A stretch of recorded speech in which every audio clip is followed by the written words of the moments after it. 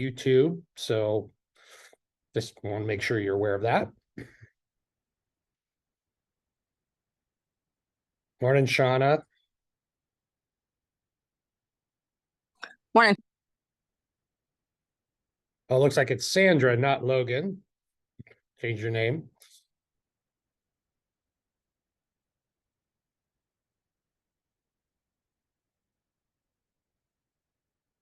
All right, I think we can get started. Small group today, which means you'll get all of your questions answered, no doubt. Kelly, Sandra, have you guys both been at Principal's Coffees before? No, first one. All right, welcome. Yeah, this is my first one. Thank you. Awesome. What age student do you have? So my daughter's a sophomore. Okay. Yeah. Well, welcome. And she's new. She's new. She recently transferred from ISB. Oh, is this we were talking about parking the other day? We were talking about parking. Yes. Our wonderful parking lot. That's right. It's probably the bane of your existence, I'm sure. Well, you know, I think it's one of those things that people have just grown accustomed to. So when you're new, you're like, well, what is this mess? But those who've been around a while know that it's a mess. So there's a lot of design flaws for sure. But welcome. Glad your daughter's here at Mountainside. And this is Sandra. I have been here in previous years. I haven't been able to make any this school year. Well, and I have Logan is a senior and Audrey is a sophomore. Awesome. Welcome back, Sandra.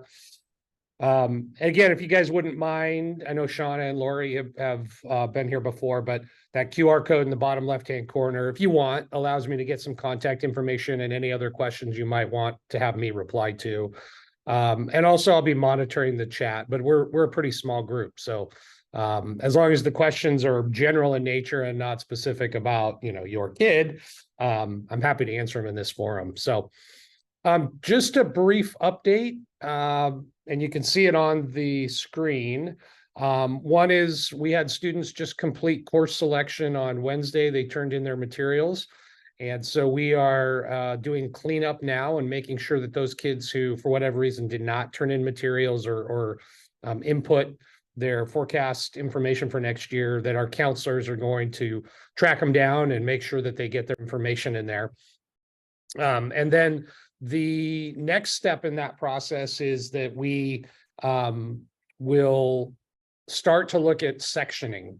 So it's at that point that we look at what the staffing is from the district, which we haven't received yet. I don't think we'll receive that till mid to late April.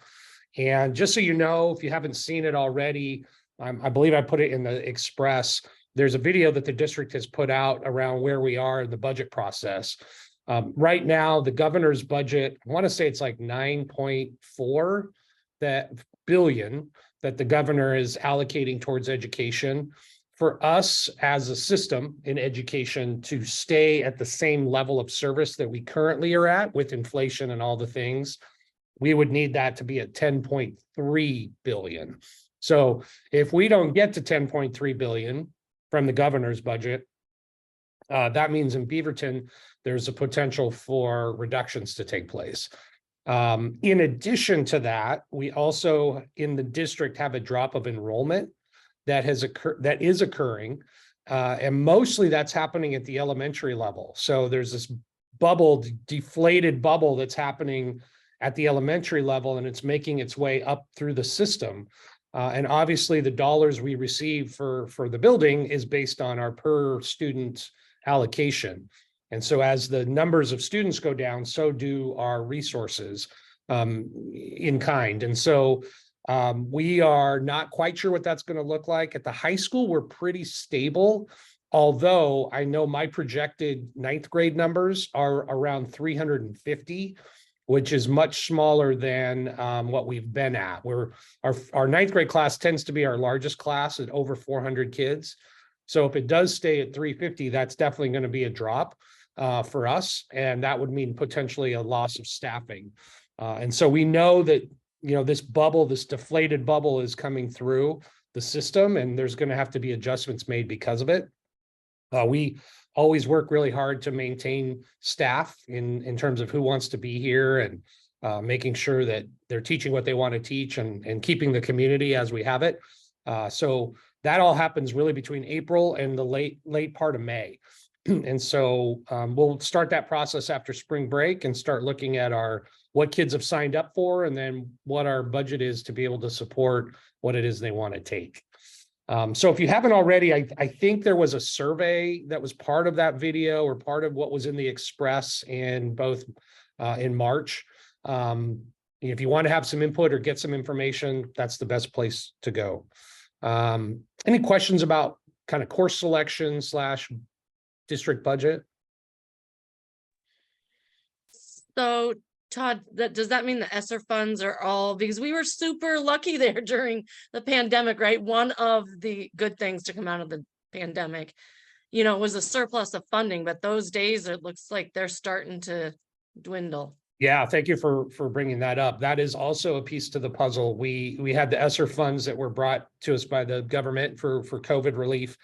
They are sunsetting, basically August this year. And so we do not have those funds moving forward, which means many of the budget pieces that came out of was around counseling and mental health support. And and so we are now reliant upon that. Social workers, extra counseling, our students, while they've bounced back quite a bit this year, there's still some students with some very deep concerns and deep support that is needed. And so we're worried about how is that funding going to affect the mental health support that we can provide. I already know in terms of social workers, each high school has a social worker. They have drastically reduced right now in the proposed budget the amount of social workers across the district. I think it was 24 or 5, and now it's down to like 8 or something. And so that's the proposed budget. Doesn't mean it's going to end up that way. It just means that we may be looking at a loss of some of that mental health support that, we needed in good years. We really need now after COVID. So that's a good question, Kelly. And the other piece of that too, it's not just ESSER. There's another pot of funding called SIA, which is school improvement. That money is changing as well. So at the district level, they're trying to take the ESSER funding and move it either into the general fund or into the school improvement fund. But again, with a drop of enrollment and a drop in the general governor's budget, there may be reductions that have to be made. So we are steeling ourselves for that.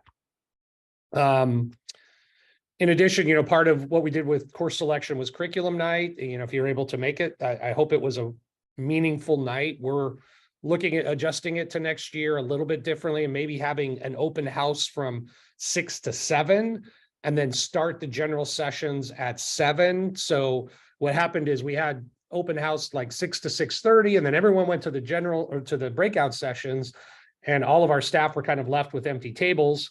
And then at the end of the night, people came out of the breakout sessions, and then, we're able to engage with staff again. I think if we front load that and go 6 to 7 of kind of an open house of what we, all of our tables and impacts there, and we're selling gear and clubs, activity, sports. So there's a good hour of that. And then we just go into breakout sessions and we let the staff, at that point leave, and people can go in the breakout session. So I don't know if any of you were at curriculum night. If you have some feedback for us, that'd be really, really helpful. And if not, that's cool too. Or you can put it in the chat, or you can put it on that Google sheet. I would say I experienced exactly what you described. So agree with the shift. I think that would make a lot of sense. Yeah, we want to be worthy. We want to validate people's time. And so if you just have people standing around for an hour and not engaging because people are in breakout sessions, that's not worthy of the parents' time. It's not worthy of the staff's time or impact for that matter too. So, okay. And then the other thing I wanted to bring up was IB testing is quickly around the corner. Once spring break ends, we're in April. It's going to be a shock to the system. And so actually when we come back on a Monday. Tuesday is an ACT day. And so we have one day of class, and then Tuesday, our 9th and 12th graders stay home on that day. Our 10th graders are here on a shortened day for the pre-ACT. Our 11th graders are here on a shortened day for the ACT.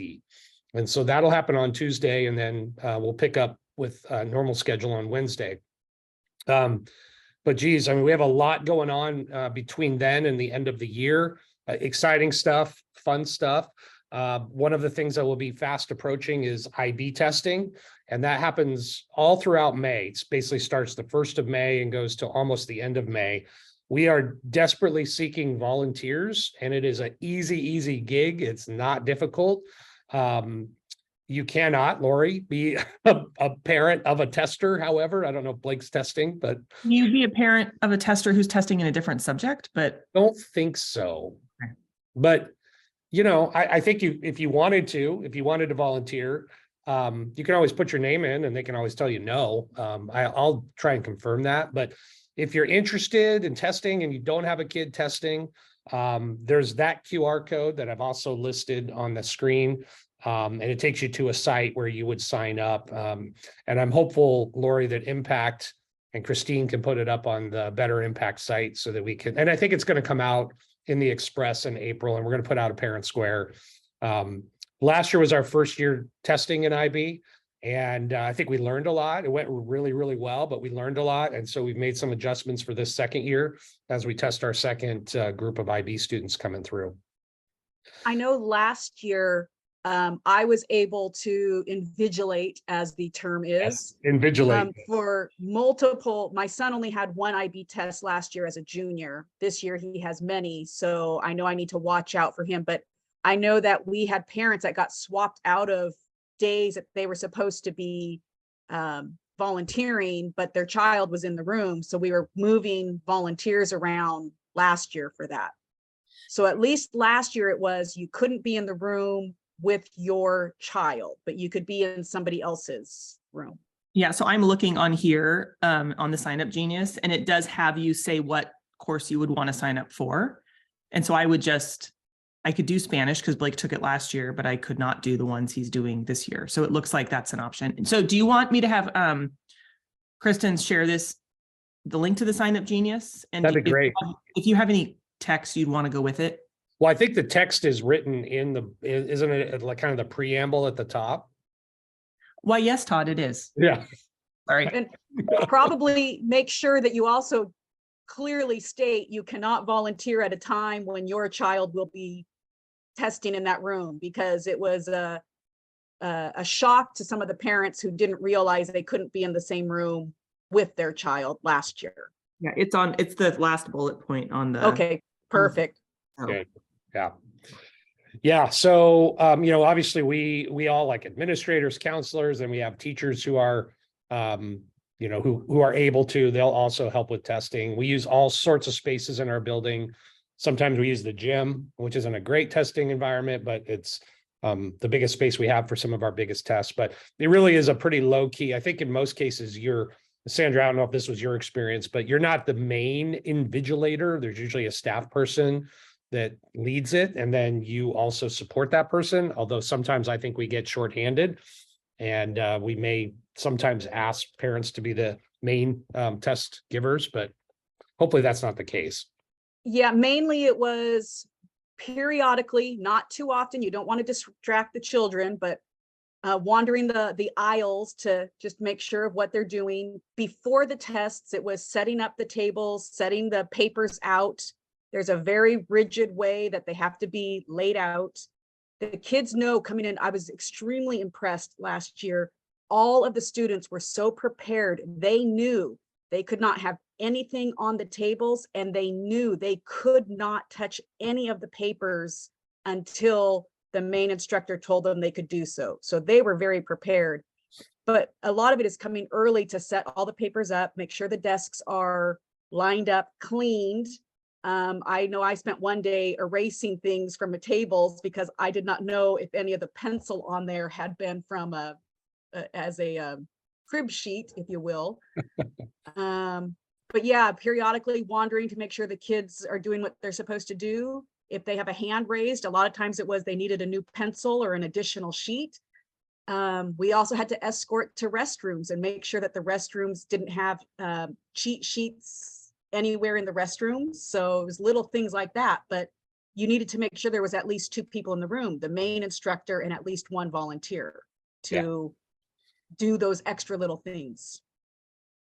Yeah, so all the more reason, all the help we can get. And like I said, hopefully it's pretty minor in terms of what we ask parents to do, and helps with our community feel too, just build that community.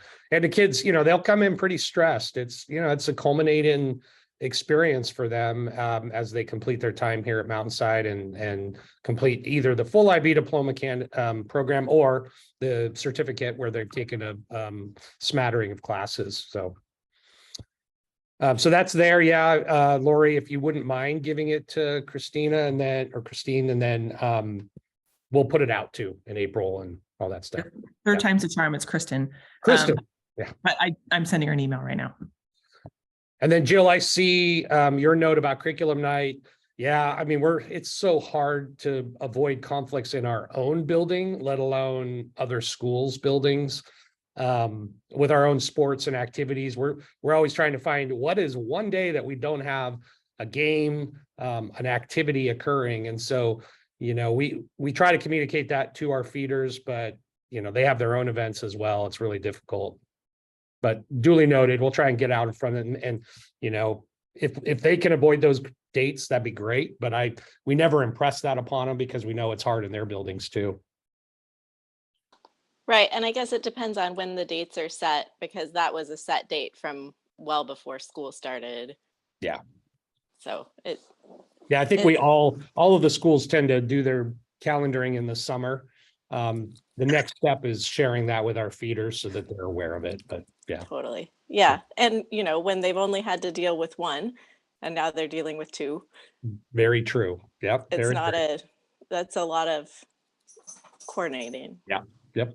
So appreciate that. You bet. I'll bring it up in our team. Outside of that, that's again, we just have a lot of things to look forward to with proms around the corner, graduations around the corner. Spring sports is up and running. We had a very successful winter season. I went to the play last night, Adam's Family. It was awesome. That run ends Saturday night. And so things are just really, really in a good spot right now. And we're excited about the sun. There's just a different feel when it starts to get nice out and kids get out of the kind of the grayness of winter. So, we're pretty happy where we are. And of course, spring break's around the corner. So we're all really happy about that. So happy to take any questions and anything I can help with. What's the date of prom, Todd? Sorry. Oh boy, of course you're going to ask that. It's like May something. Let me get. Oh, it's May. I thought it was April. No, it's not as late as last year, which is good. It is May 20th, Saturday, May 20th. And it's a venue we've not used before.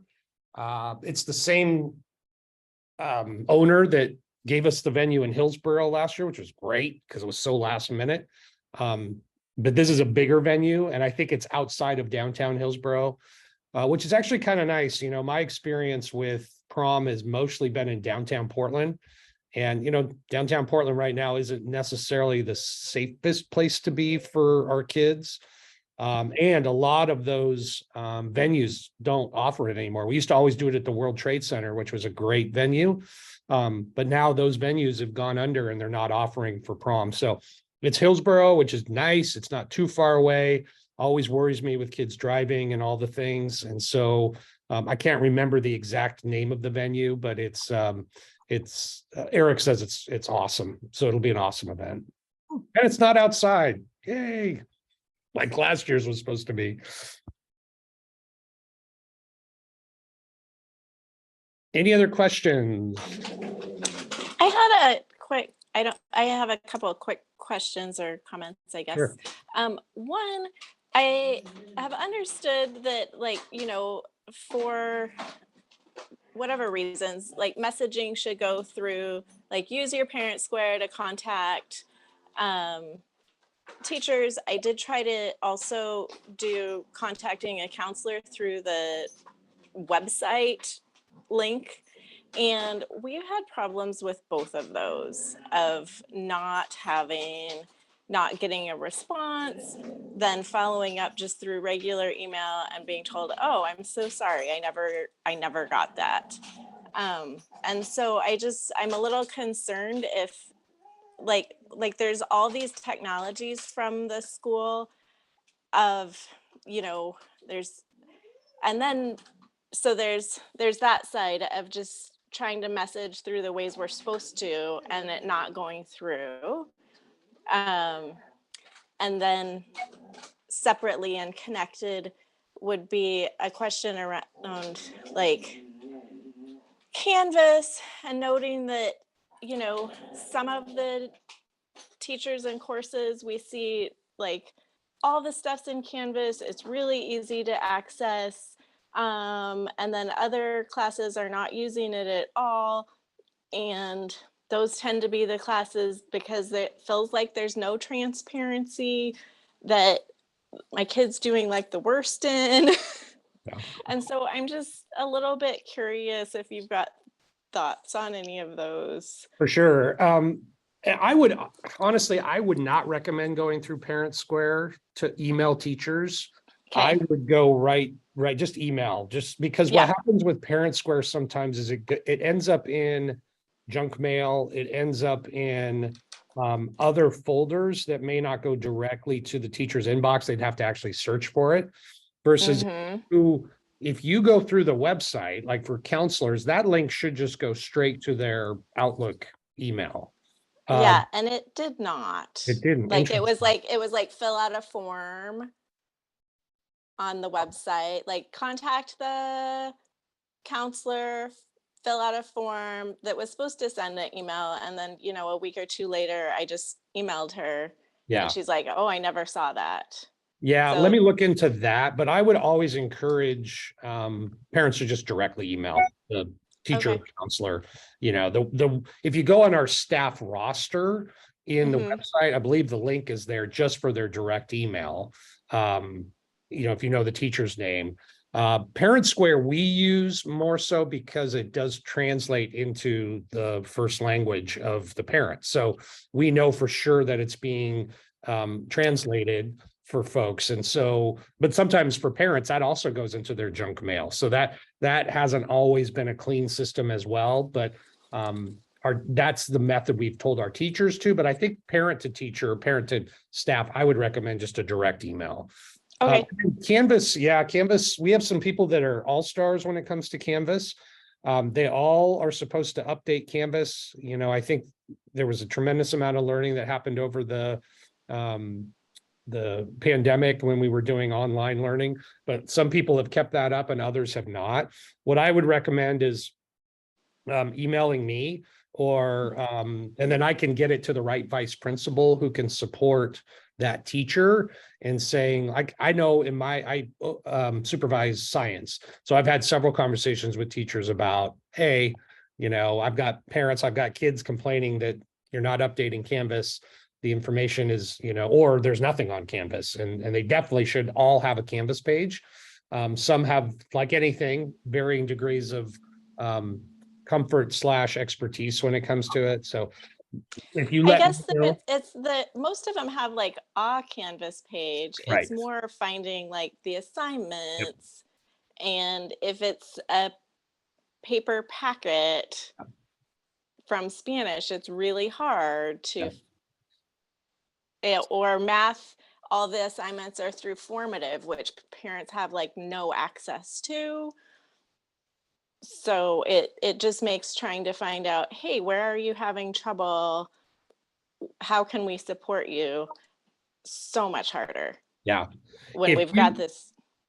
If you Go email ahead. me directly or in the link that, Uh-huh. the link there, just put the names because that's just me that will see that, then I can Uh-huh. follow up for sure. Hey, Todd, just Okay. for fun, did you know that staff emails are not actually available on the Mountainside website? Oh, they're not, you can't link them. They used No. to. I don't think It so. used to be, remember a couple years ago, there were all those like prank threats Oh. coming in, and so they hid all the emails, so That's you can true. only email your teacher through Parent Square. Is that how it is now? Yeah, so Yeah. I'm on the website and actually you show all the staff, but there is no way to contact them. So you have to go through Parent Square. Yeah, you're right. Unfortunately. Yeah, now I that you mean, say that. sometimes you can find their email on,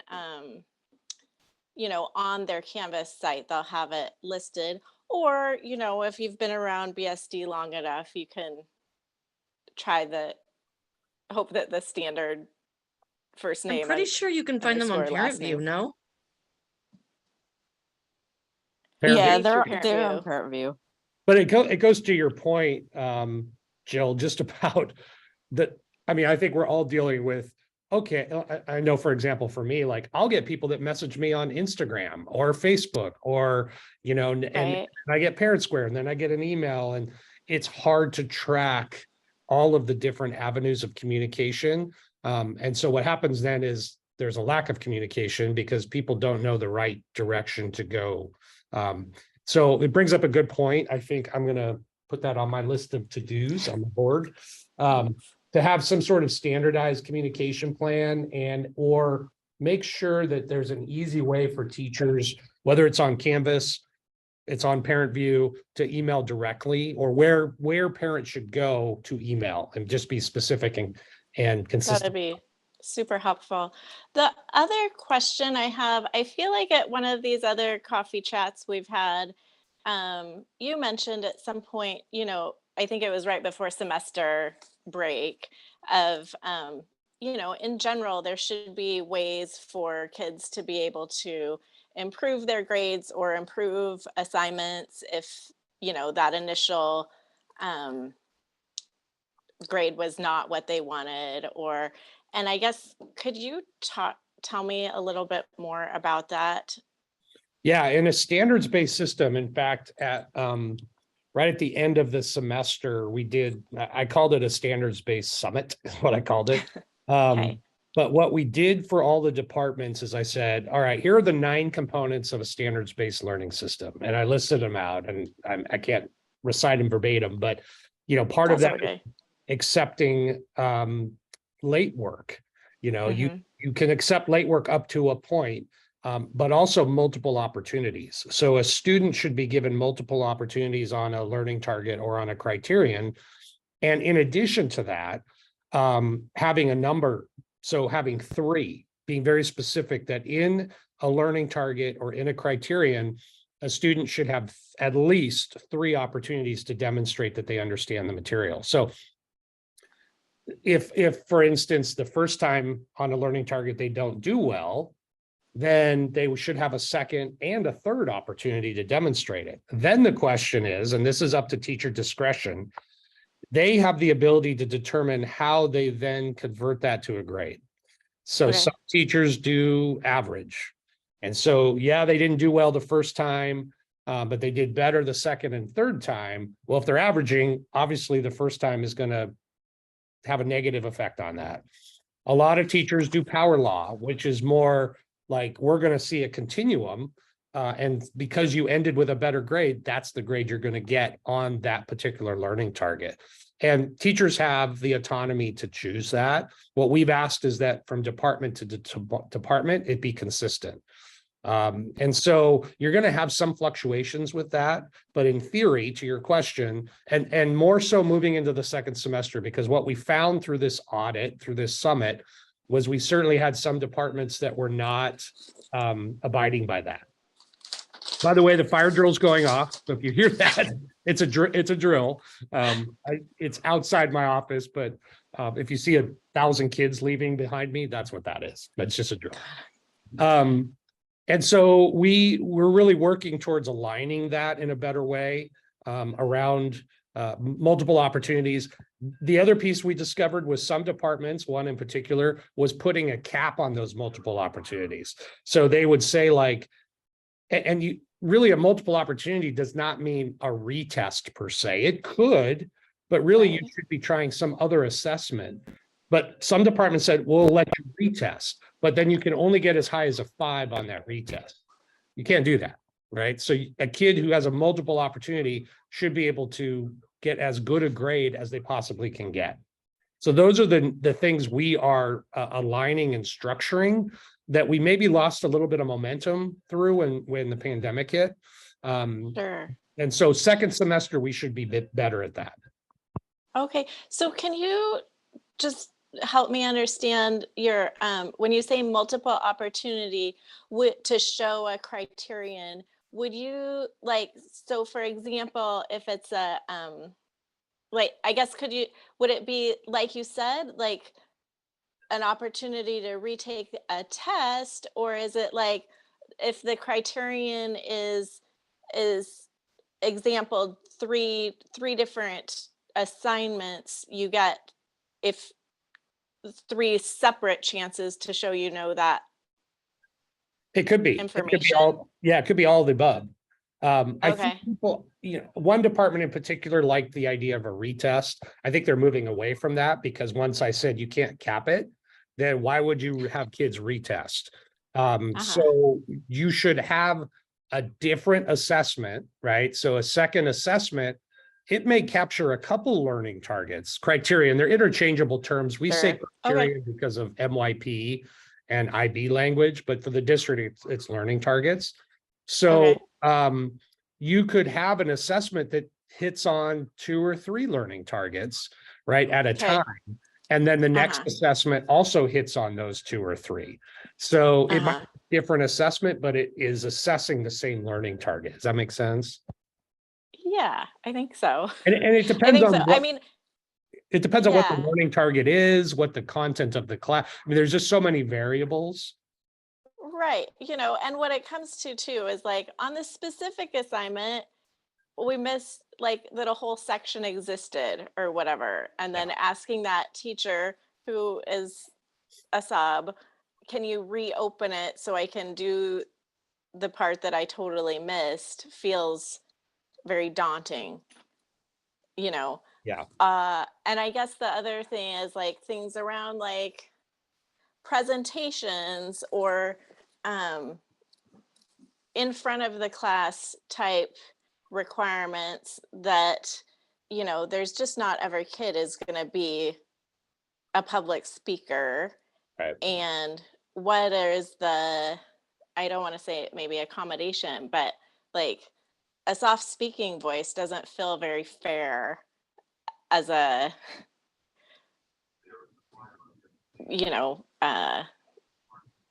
reason to decrease. Yeah, it's dependent on the rubric, right? So that might be one aspect of a rubric that talks about Right. whatever it is, the actual presentation itself, or so it just kind of depends. I wish it was more consistent, but it is highly dependent on content as well as what the rubrics are, as well as what the learning targets are for that class. Right. And if we can't see the rubrics, it's really hard to tell your kid that teacher wasn't just out to get them, Yeah. So then the rubrics, that comes back to the Canvas. Those all should be Yep. up on Canvas so that you as a parent and a kid could see what the rubrics are. So that's another piece that I'll add. Canvas. Yeah. Rubric. Because that's, when you look and you're like, oh, I see where that is, that helps a lot to be able to say, if we can do that over, or, for the next time. But if when you're preparing, you don't really know how to support them. And plus minus, the really big school allows for a lot of really wonderful opportunities and, great electives and great resources. And it can also make one student feel very small. Sure, for sure. Yeah. So those are all good comments, good questions, good thoughts, and I've got them on my board. We'll talk about it as a team. But we're constantly looking at how, in a big system, how do you communicate better? How do you make sure that parents and students are aware of what they need to be aware of? And then how do we support for sure? Yeah. Awesome. Thank you so much. Really appreciate it. You bet. Yeah. You bet. Others? Hey, Todd, I have a question. You bet. On Canvas, in the student and the parent one, where do you find senior announcements at? I know it might be late in the game this year, but I was trying to find them on Sam's page because we were looking at it, and all I saw was global announcements. There wasn't like a link for senior announcements. I don't, well, I know we put out to seniors like the grad speech. I don't know if we've had a ton of announcements come out yet, to be honest with you. I mean, that's sort of what happens after spring break. If you're talking about school-based announcements, right? I know Lori Right. had a ton of grad night information, but we also in the Express, there's a s'more link that Natalie updates that or should be updating as new information comes up. So we wanted one location for all of the senior information. So if you go back to the Express for March, there should be a section for senior updates. And then there's a link to a s'more. That's probably the best spot for if I'm a parent looking for information. And then Canvas, there will be more information to come once we have our senior class meeting coming up in a couple weeks after spring break. Then we'll replicate onto Canvas to the senior page the content of that for kids that missed or for parents that want to see it. We'll probably also put it in the s'more so that it's updated in those two places. Well, I've seen the s'more in the Express, so that's very beneficial. But as far as Sam knowing what's going on with the senior stuff, there wasn't like a link, excuse me, for announcements on there. It was just the global announcements.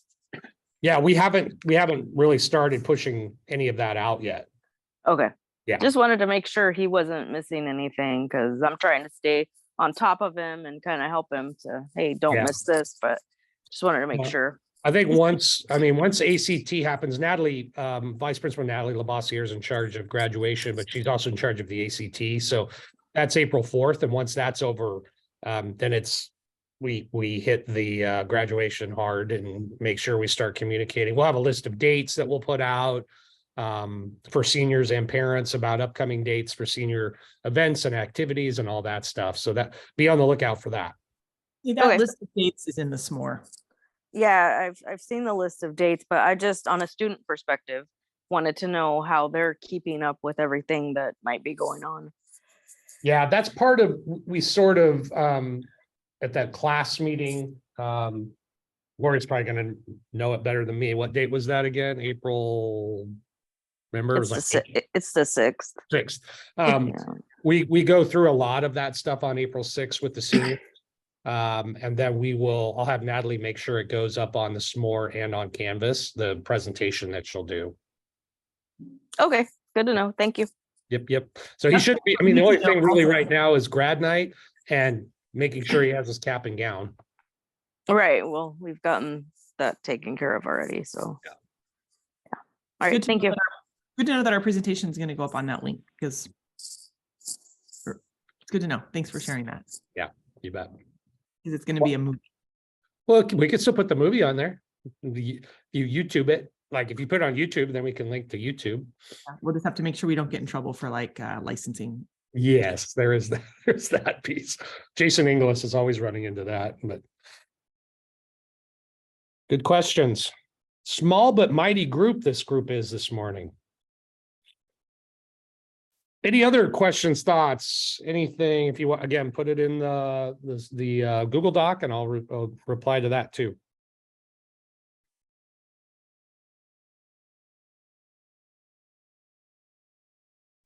Okay, I've got my list of takeaways and I will at the next meeting and or behind the scenes be working on communication, Canvas, rubrics, making sure that we're consistent in our communication. And outside of that, our next meeting will actually be in person on April 21st, 9 o'clock in the community room. So real coffee, not virtual coffee. And if you can make it, great. If not, I really appreciate you guys being here today and hope you all have a great spring break. Until next time we see you. Thanks, Todd. Thanks so much. Guys, Thanks. Thank you. thanks, guys.